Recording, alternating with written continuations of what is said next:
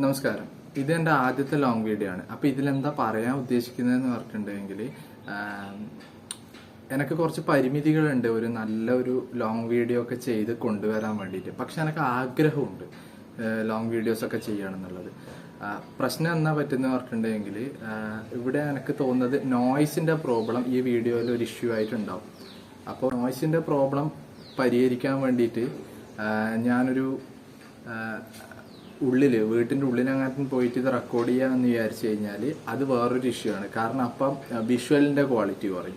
അപ്പോൾ ഇവിടെ എനിക്ക് നാച്ചുറൽ സൺലൈറ്റ് കിട്ടും, പക്ഷേ ഇവിടെ വോയിസിൻ്റെ പ്രോബ്ലം വരും. അപ്പോൾ എനിക്ക് രണ്ടും കൂടി ഇപ്പം സോർട്ട് ഔട്ട് ചെയ്യുകയാണെങ്കിൽ ഒരു മൈക്ക് വെക്കേണ്ടി വരും. അപ്പോൾ ഈ മൈക്കിന് കുറച്ച് ചിലവാകും, ആ ഒരു പ്രശ്നം വരും. പിന്നെ അതുകൊണ്ടാണ് ഇപ്പം ഒന്നും ചെയ്യാണ്ടിരിക്കുന്നത്. പിന്നെ തൽക്കാലം നിങ്ങൾ ഒന്ന് അഡ്ജസ്റ്റ് ചെയ്യണം എന്നാണ് എനിക്ക് പറയാനുള്ളത്.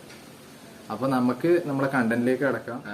എനിക്ക് ഇവിടെ നിന്ന് പറയാൻ വേണ്ടിയിട്ടുള്ളത് വെച്ചിട്ടുണ്ടെങ്കിൽ, നമ്മുടെ ലൂസിഫർ സിനിമേന്റെ 2ാം ഭാഗമായിട്ടുള്ള എമ്പുരാന്റെ ടീസർ ഇന്നലെ വന്നിട്ടുണ്ട്. ടീസർ എങ്ങനെയാണെന്ന് പറഞ്ഞിട്ടുണ്ടെങ്കിൽ, നമ്മൾ എന്തൊക്കെയാണോ ലൂസിഫറിൽ കണ്ടിട്ടുള്ളത് അതിന്റെ ഒരു 2x.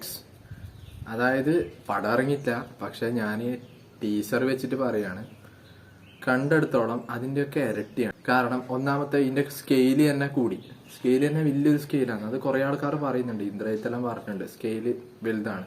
2 ലൊക്കേഷൻസ്, കേരളവും ഒരു ലൊക്കേഷൻ മാത്രമാണ് എന്ന് മാത്രമേ പറഞ്ഞുള്ളൂ. അതായത് കേരളത്തിന് പുറമെയാണ് ഇഷ്ടംപോലെ ലൊക്കേഷൻസ് ഇതിൽ വന്നിട്ടുള്ളത്.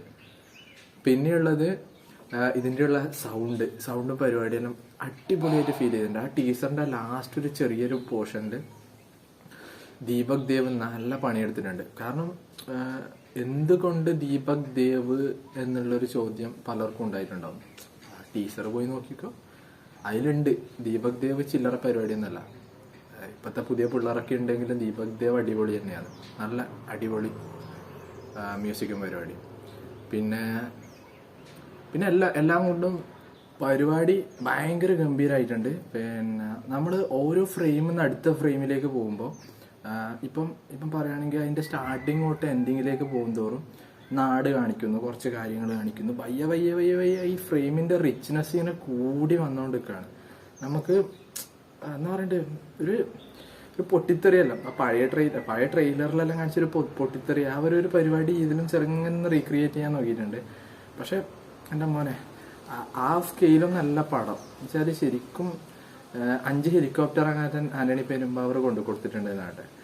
പിന്നെ ഇതിന്റെ ഈ മറ്റേ റിച്ച് പരിപാടിക്കൊക്കെ പുറമെ എനക്ക് പറയാനുള്ള വേറൊരു കാര്യം എന്ന് പറഞ്ഞിട്ടുണ്ടെങ്കിൽ, ഇതിൽ ഇന്റൻഷനലി ഓഡിയൻസിലേക്ക് എത്തിക്കാൻ വേണ്ടിയിട്ട് ഇവര് പറഞ്ഞിട്ടുള്ള കുറച്ച് കാര്യങ്ങളുണ്ട്. ലൈക്ക് ഇപ്പം എങ്ങനെയാ പറയാന്ന് വെച്ചാൽ, ബസ് ഏക് ഇഷാര ബായ്ജാൻ ഗുദാഫിസ് എന്നെല്ലാം പറഞ്ഞൊരു ഡയലോഗുണ്ട്. അതിലെന്താ ഉദ്ദേശിക്കുന്ന പറഞ്ഞിട്ടുണ്ടെങ്കിൽ, ഒരു സിഗ്നൽ തന്നാൽ മതി ഏട്ടാ, ഒരു സിഗ്നൽ തന്നാൽ മതി, നമ്മൾ നിങ്ങൾക്ക് വേണ്ടിയിട്ട് വരും, നിങ്ങൾക്ക് വേണ്ടിയിട്ട് കാര്യങ്ങളെല്ലാം ചെയ്തുതരും.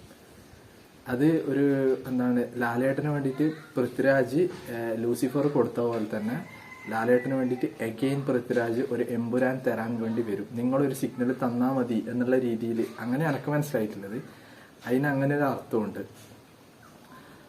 പിന്നീട് ഒരു കാര്യം കൂടെ പറഞ്ഞത് എന്താന്ന് പറഞ്ഞിട്ടുണ്ടെങ്കിൽ, അതിൻ്റെ അകത്ത് എന്താന്ന് വെച്ചാൽ, പൃഥ്വിരാജ് ഇന്ദ്രജിത്ത് പിന്നെ പറയുന്നുണ്ട് ഹീസ് കമ്മിങ് ബാക്ക്. അത് ഖുറേഷി അബ്രഹാമിന്റെ തിരിച്ചുവരവിനെ പറ്റിയിട്ടോ സ്റ്റീഫൻ നെടുമ്പള്ളിനെ പറ്റിയിട്ടോ ഒന്നുമല്ല. അത് സാക്ഷാൽ മോഹൻലാലിന്റെ തിരിച്ചുവരവിനെ പറ്റിയിട്ടാണ് അതിൽ പറയുന്നത്. ഓക്കെ.